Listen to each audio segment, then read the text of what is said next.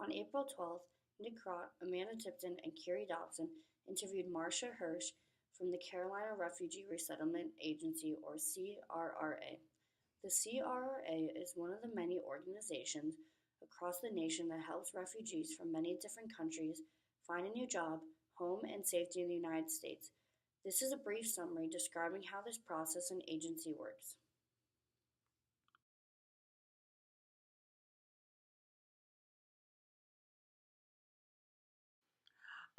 This organization was established in the mid-1990s by a woman that her name is Ellen Dubin, and she began as a volunteer resettling folks from the former Soviet Union.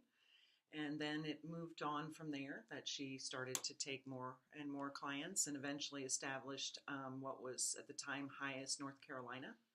And then in 2011, she created the independent organization of Carolina Refugee Resettlement Agency.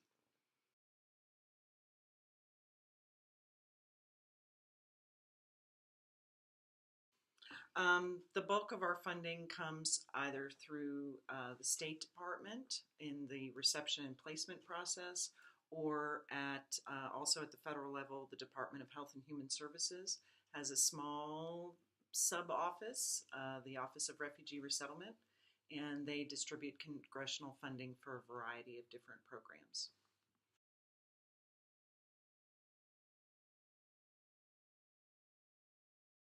This year, we're slated to receive 335 plus people, but we will work with other folks that are living in the community for assistance with second or upgraded jobs. We also will work with people that are former clients that are involved in medical problems or medical billing problems, insurance questions.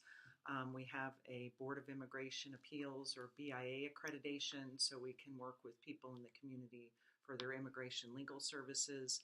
So probably overall, CRA will work with well over 700 people this year.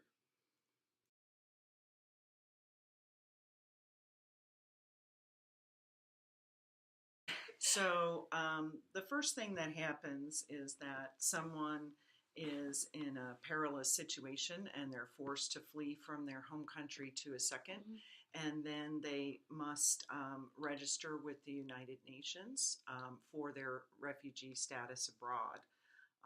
And then they wait, and they wait, and they wait 5 years, 10 years, sometimes 20 years. But at some point, a political decision will be made that a particular group will be resettled in mass, and then their names are forwarded from the UN system to the US State Department and the Department of Homeland Security, and then a series of vettings take place, medical, security, and background checks that could take up to another year and a half to complete. But once all of that process has been accomplished and someone is verified to be eligible to enter the U.S. with refugee status, then those State Department names are forwarded to 9 national organizations that are allowed to receive refugees. And our national organization is Hebrew Immigration Aid Society, or HIAS. And then once HIAS has their allotment of names, they distribute them out to their affiliates. Say if there's a crisis happening in a particular country, would those refugees get priority to get out of the country, or does it still stay with the order that's happening? It does. It becomes a question of it being a political decision that's made. So even if you're seeing something that is in an immediate crisis on the news, that does not mean that those people will be arriving in the United States in any immediate time frame. It can take many years for this process to actually warrant for someone to wind up coming to the United States.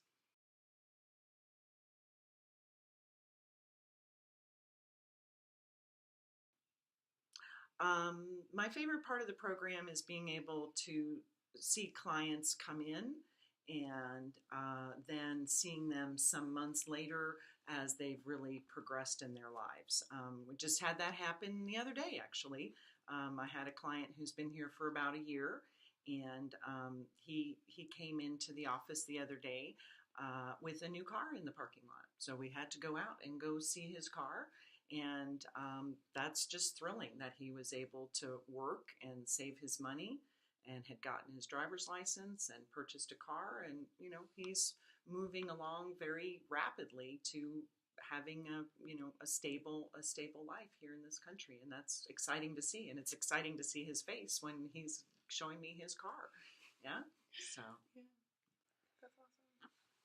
Do most refugees come from a particular part of the world, or is it all over?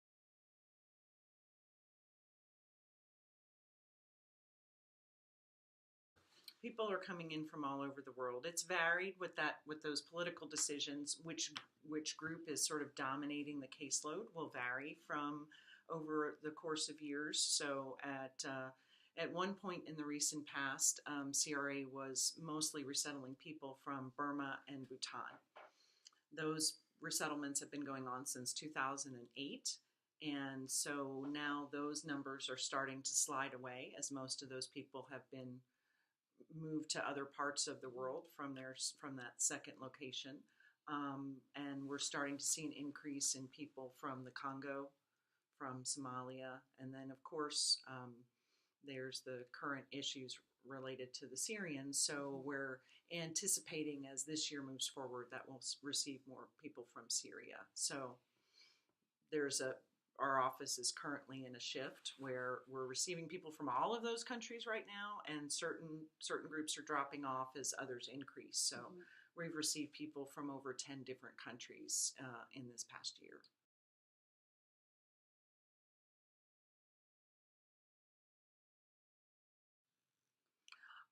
I think that the challenge is helping to guide people to understand what is going to be their new lives here, what their responsibilities are, what their financial obligations are going to be to support themselves.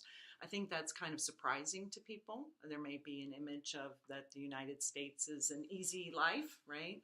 And the U.S. is a very complicated society. And so maneuvering through that when you don't have the language skills, or you haven't been brought, even if you're brought up here, right? You're young people, insurance, getting a job, it's right. Don't know yet, right? haven't quite been there. So if you had to figure all that out in about the next 3 months and start to move forward by yourself, that would be a lot of pressure. Yeah.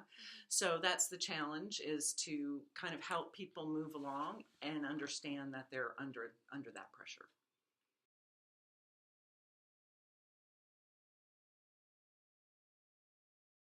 So with the reception and placement period through the State Department, that's that 90 days to get their documentation in order, get them enrolled into certain services like English classes, or making sure their children have started attending school and getting them that first foot in the door job.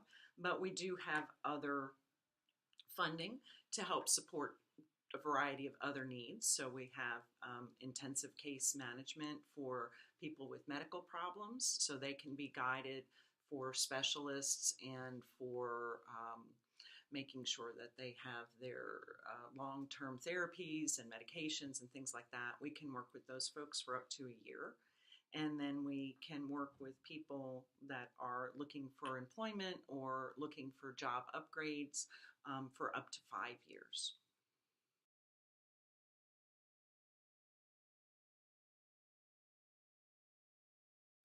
Well, I think that what happens for folks is that when we talk about that 5-year mark, that's also when people are eligible, if they've entered the country with refugee status, to become U.S. citizens. And so the people that are coming in are going to become a part of American society and will eventually become U.S. citizens. And so I think some of my favorite people to work with are the young people that we were just talking about, because they're going to arrive here in their early 20s, and they're going to spend the rest of their lives here, and they're going to make a very significant contribution, and that's valuable. That's valuable to the country, and it's valuable to those people's lives.